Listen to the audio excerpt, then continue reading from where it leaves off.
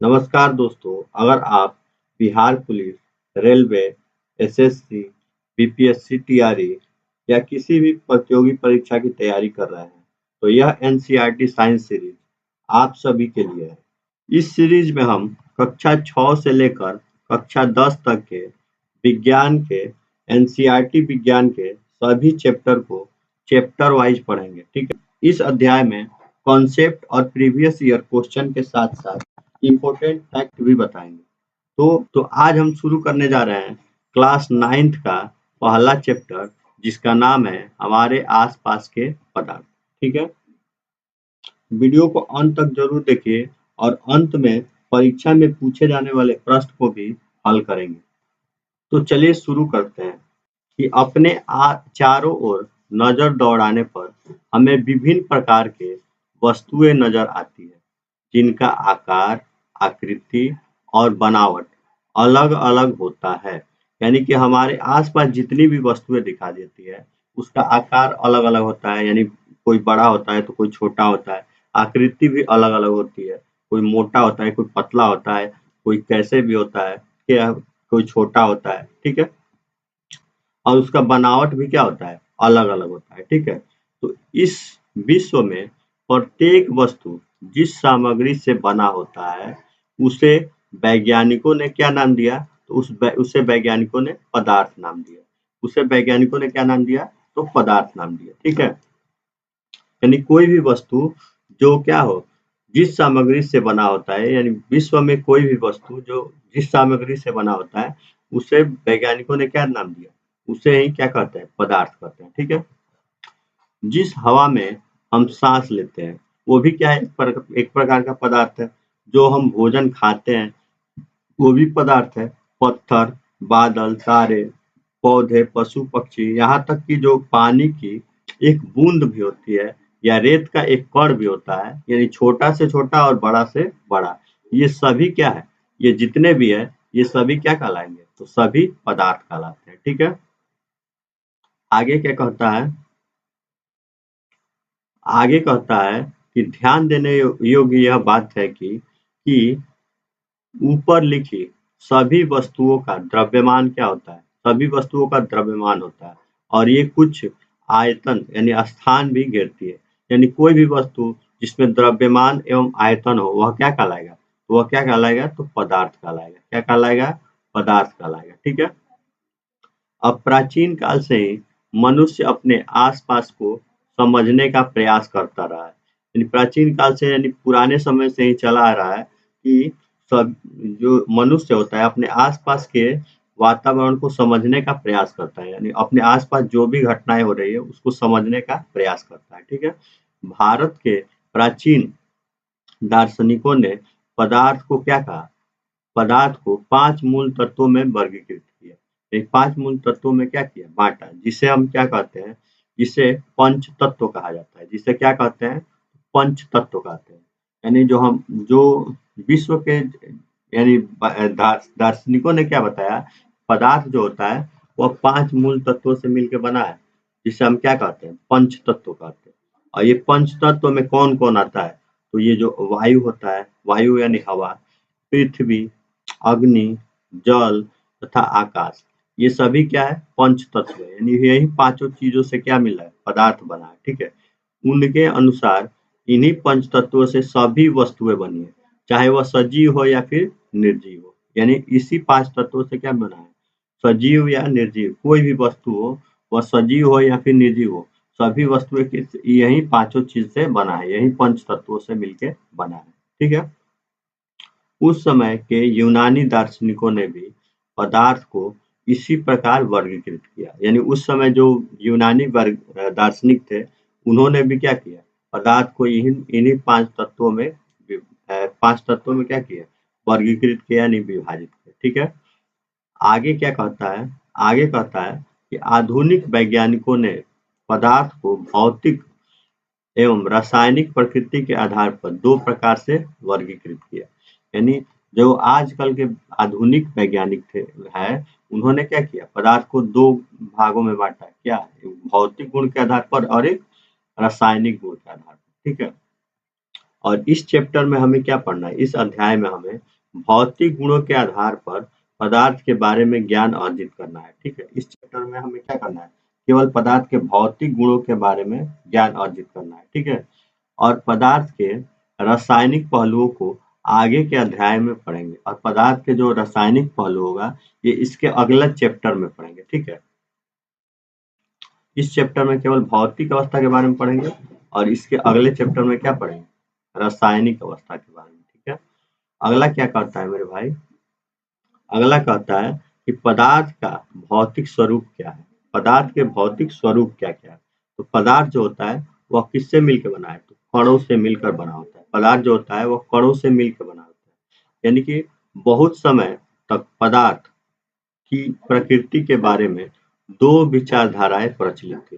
यानी बहुत समय तक क्या था कि पदार्थ के बारे में दो विचारधाराएं प्रचलित थी। कौन कौन, तो एक था विचारधारा क्या था, एक यह मानना था कि पदार्थ जो है लकड़ी के टुकड़े की तरह सतत होता है। यानी पदार्थ जो होता है लकड़ी के टुकड़े की तरह क्या होता है, सतत होता है, यानी सख्त होता है। परंतु अन्य की विचारधारा का मानना था कि पदार्थ जो है वह क्या है, रेत की तरह के कणों से मिलकर बना है। यानी दूसरा विचारधारा क्या था कि पदार्थ जो है रेत के कणों के जैसा मिलकर बना है। ठीक है, तो इसके लिए हम क्या करते हैं, एक क्रियाकलाप करते हैं, उसके द्वारा हम पदार्थ के स्वरूप के बारे में क्या कर सकते हैं, निर्णय ले सकते हैं, ये सतत है या फिर कणों से बना हुआ है। ठीक है, आगे प्रयोग करके देखते हैं क्या कहता है क्रियाकलाप, यानी क्रियाकलाप करके देखते हैं। ठीक है, प्रयोग करके इसके लिए हम क्या करेंगे, एक 100 ml का बीकर लेंगे। ठीक है, और इस बीकर को जल से आधा भर लेंगे, यानी आधा जल से भर लेंगे और जल के स्तर पर क्या कर देंगे, निशान लगा देंगे। ठीक है, आधे जल भर के उसमें निशान लगा देंगे और दिए गए नमक या शर्करा को कांच के छड़ की मदद से उसमें क्या कर देंगे, घोल देंगे, उसी में घोल देंगे और जल के स्तर का आए बदलाव पर ध्यान देंगे। जल में बदलाव आया है, जल के स्तर में बदलाव आया है कि नहीं आया है। आपके अनुसार नमक या शर्करा का क्या हुआ, ये कहाँ गायब हो गए, क्या यह जल के स्तर में कोई बदलाव आया, तो जल के स्तर में कोई बदलाव आया, तो नहीं, कोई बदलाव नहीं आया। और ये जल कहाँ गायब हो गए, वो ये जल जो थे उसी के अंतराणु के स्थान में क्या हो गए, आ गए, ये जो आगे बताया जाएगा। ठीक है, आगे क्या कहता है कि इन प्रश्नों के उत्तर पाने के लिए हमें इस विचार को स्वीकार करना होगा कि ये सभी पदार्थ कणों से बने होते हैं। ये हमें इसके लिए विचार करना होगा कि स्वीकार करना होगा कि ये जो सभी पदार्थ होते हैं वो कणों से क्या होते हैं, बने होते हैं।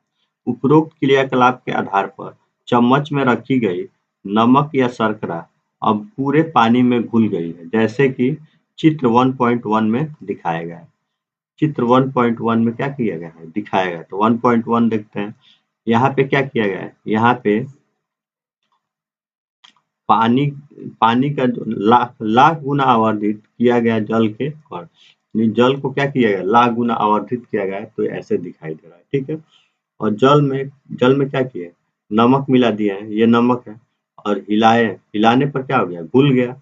घुलने के बाद जो अंतराणु का स्थान बचा उसी में क्या हो गया, समाहित हो गया। ठीक है, यानी कि जब हम जल में नमक घोलते हैं तो नमक के कण जल के कणों के बीच रिक्त स्थानों में क्या हो जाते हैं, समाहित हो जाते हैं। रिक्त स्थानों में क्या हो जाते हैं, समावेशित हो जाते हैं। ठीक है, आगे क्या कहता है, आगे कहता है मेरे भाई कि पदार्थ के कण कितने छोटे होते हैं, पदार्थ के जो कण होते हैं वो कितने छोटे होते हैं। इसके लिए अभी हम क्या करेंगे, एक क्रियाकलाप करेंगे।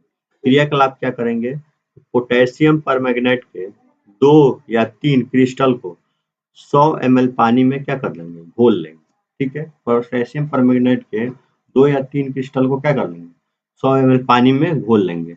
इसके बाद इस घोल से लगभग 10 ml पानी घोल निकाल कर उसे 90 ml जल में क्या कर देंगे, मिला देंगे। ठीक है, यानी पहले हम क्या किए, पहले हमने पानी लिया 100 ml, उसमें क्या किया, 2 या 3 क्रिस्टल पोटेशियम परमैंगनेट का डाला और इसको घोल कर लिया, और उस घोल से क्या किया, 10 ml निकाल लिया।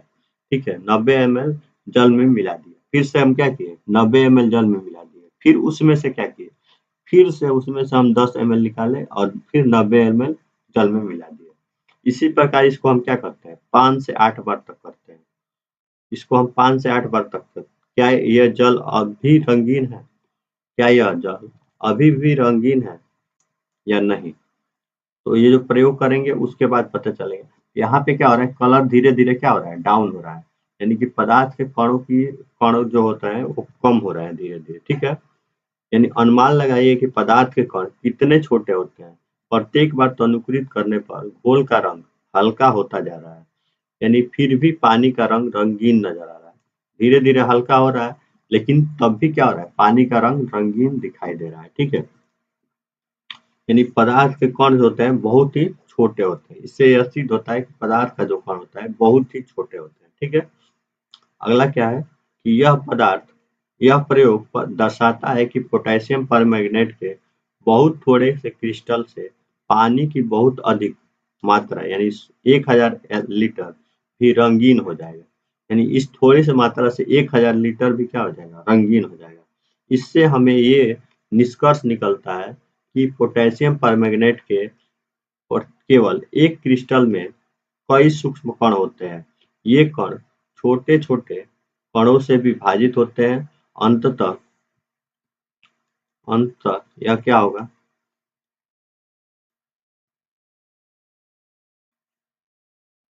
अंततः एक स्थिति में ये कण और छोटे भागों में विभाजित नहीं हो किए जा सकते हैं। यानी एक स्थिति ऐसा आएगा जब क्या होगा, इसको और छोटे भागों में विभाजित नहीं कर पाएंगे, ठीक है?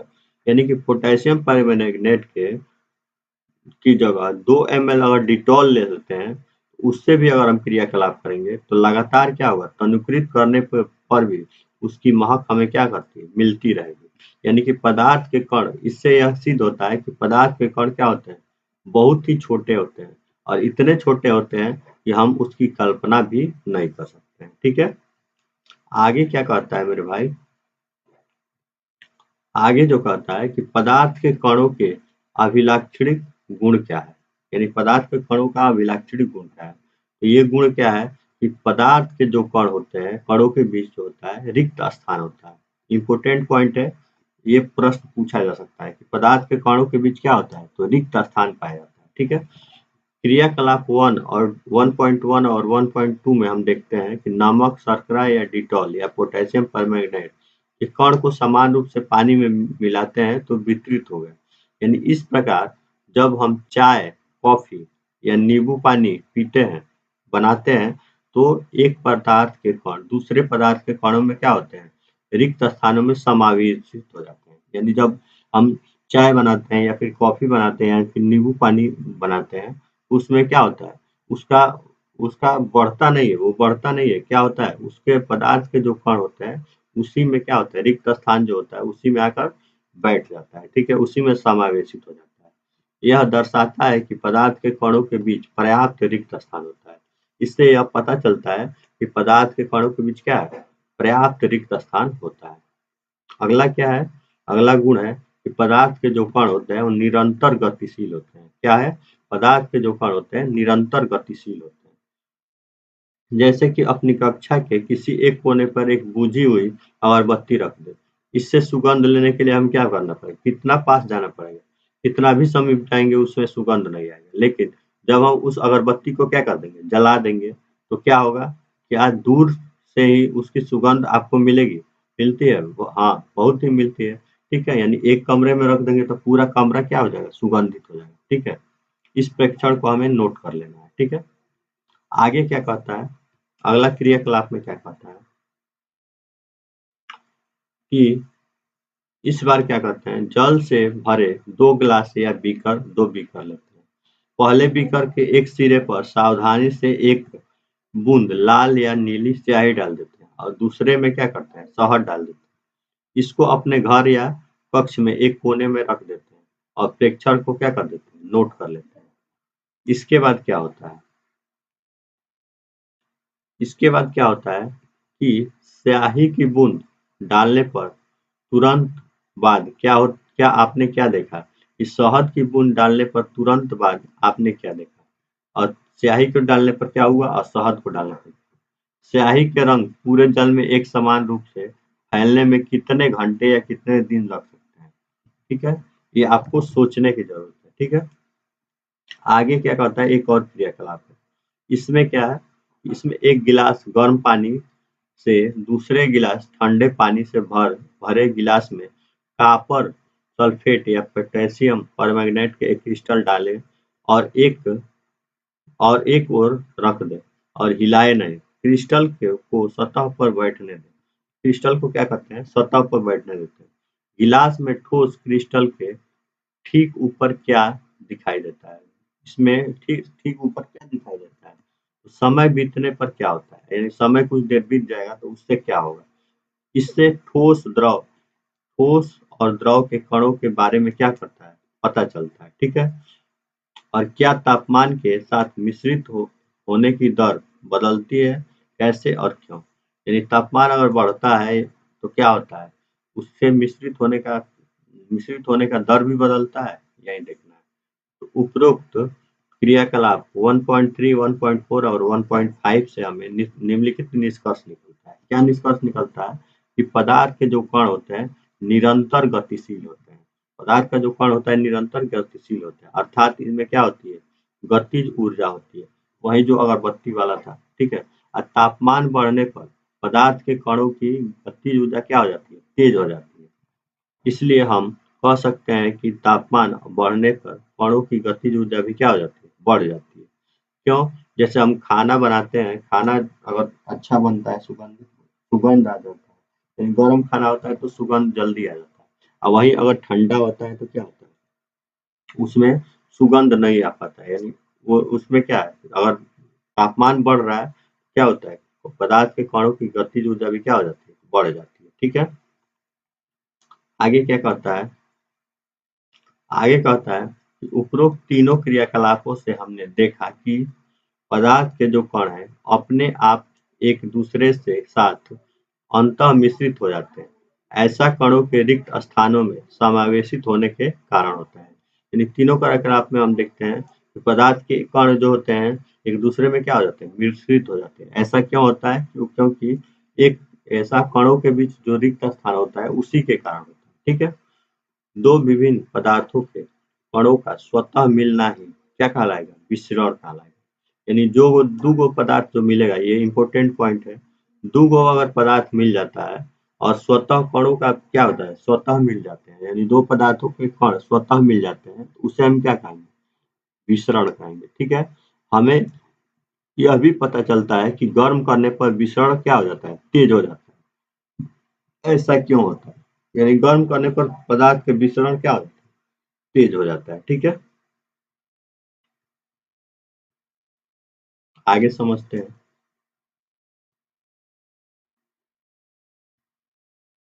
आगे कहता है कि जो पदार्थ के कण होते हैं वह एक दूसरे को क्या करते हैं, आकर्षित करते हैं। इसके लिए हम एक क्रियाकलाप क्या कर देखते हैं, इसमें एक खेल का एक मैदान में खेलें। इस खेल को हम क्या कर सकते हैं, एक मैदान में खेल सकते हैं। आगे बताए गए ढंग से 4 समूह बनाकर मानव श्रृंखला बनाएं। पहला में क्या करना है, इस समूह में बिहू नर्तकों की तरह एक दूसरे से क्या करना है, एक दूसरे को पीछे से कसकर पकड़ लें। एक दूसरे को क्या करना है, पीछे से कस के पकड़ लेना है, ठीक है। दूसरे में क्या करना है, जैसे कि ये जो स्त्रियां की है 1.3 चित्र में, उसी प्रकार कर लेना है, ठीक है। उसके बाद दूसरा समूह में क्या करना है, दूसरा समूह एक दूसरे के हाथ पकड़कर मानव श्रृंखला बनाएगा। दूसरा में क्या होगा, एक दूसरे का हाथ पकड़ेगा।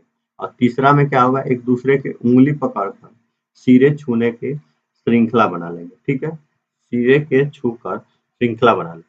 और चौथा समूह उपरोक्त वर्णित तीनों मानव श्रृंखलाओं को तोड़कर छोटे समूह में बांटने का प्रयास करेगा। यानी चौथा जो समूह होगा उसको तोड़ने का प्रयास करेगा, उसके बंधन को तोड़ने का, श्रृंखला को तोड़ने का प्रयास करेगा। किसको तोड़ना आसान होगा बताइए, और क्यों। तो इसमें हम देखेंगे कि जो जो उंगली से पकड़ा है उसको तोड़ना आसान होगा, और जो पीछे से पकड़े हैं सभी उसको तोड़ने में क्या होगा, ज्यादा समय लगेगा, ठीक है। यानी कि यदि हम प्रत्येक विद्यार्थी को पदार्थ का एक कण माने, यानी जो जितने भी विद्यार्थी हैं उसको पदार्थ का एक कण मानते हैं, किस समूह में कणों के एक दूसरे से सबसे अधिक बल से पकड़ रखा है? तो जो पीछे से पकड़ा है वही क्या सबसे अधिक पकड़ रखा है, ठीक है।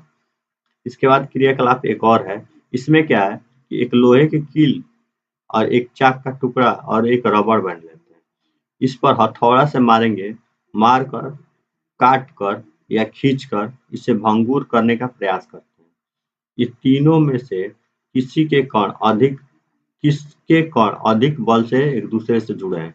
तो जो कील होगा, लोहे का कील होगा, इसी के कण क्या होंगे सबसे अधिक बल से जुड़े होंगे, ठीक है।